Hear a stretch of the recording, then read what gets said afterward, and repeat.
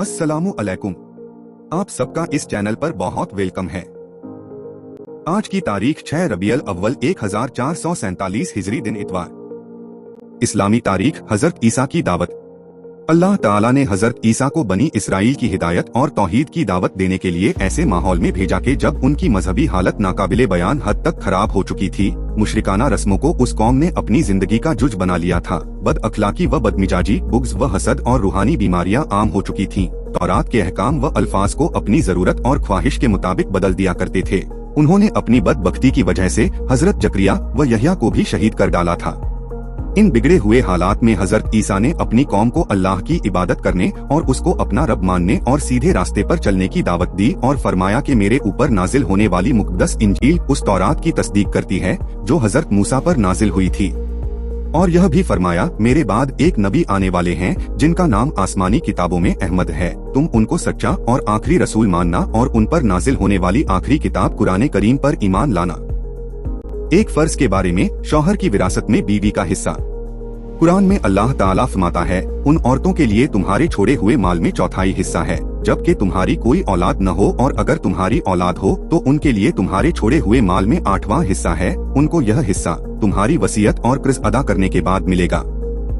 एक सुन्नत के बारे में, नेकियों पर जमे रहने की दुआ।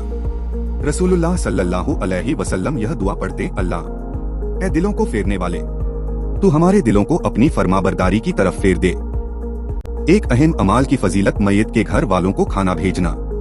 अब्दुल्लाह बिन जाफर रजी अल्लाहु अन्हु के शहीद होने की खबर आई तो आपने फरमाया, जाफर के घर वालों के लिए खाना तैयार किया जाए क्योंकि उन्हें ऐसा हादसा पेश आ गया है जिसकी वजह से खाने की तरफ तवज्जो नहीं कर सकेंगे। मैयत के घर वालों को खाना वगैरह पहुंचाना बाइसे अजर व सवाब है। एक गुनाह के बारे में, बुख्ल व कंजूसी करना। कुरान में अल्लाह ताला फरमाता है, जो लोग खुद भी कंजूसी करते हैं और दूसरों को भी कंजूसी करना सिखाते हैं और जो कुछ अल्लाह ताला ने अपने फजल से उनको दिया है उसको छुपाते हैं, और हमने ऐसे नाफरमानों के लिए जलील करने वाला अजाब तैयार कर रखा है। आखिरत के बारे में, जन्नती अल्लाह का दीदार करेंगे। रसूलुल्लाह सल्लल्लाहु अलैहि वसल्लम ने लैलतुल बद्र में चांद को देखा और फरमाया, तुम लोग अपने रब को इस तरह देखोगे जिस तरह इस चांद को देख रहे हो। तुम उनको देखने में किसी किस्म की परेशानी महसूस नहीं करोगे। तिब्बे नबवी से इलाज, मुनक्का से इलाज। हजरत अबू हिंद दारी कहते हैं कि रसूलुल्लाह की खिदमत में मुनक्का का तोहफा एक बंद थाल में पेश किया गया तो आपने उसे खोलकर इरशाद फरमाया, अल्लाह का नाम लेकर खाओ। मुनक्का बेहतरीन खाना है जो पट्ठों को मजबूत करता है, पुराने दर्द को खत्म करता है, गुस्से को ठंडा करता है और मुंह की बदबू को दूर करता है, बलगम को निकालता है और रंग को निखारता है। नबी की नसीहत।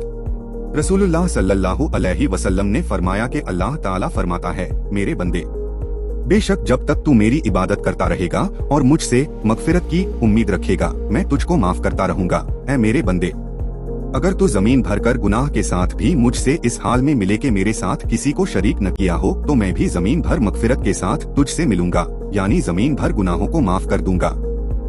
आप सबका बहुत शुक्रिया। उम्मीद है आप मेरे साथ जुड़े रहेंगे और मेरे चैनल को अपने दोस्तों और रिश्तेदारों के साथ शेयर करेंगे। खुदा हाफिज। इंशाअल्लाह फिर मिलेंगे।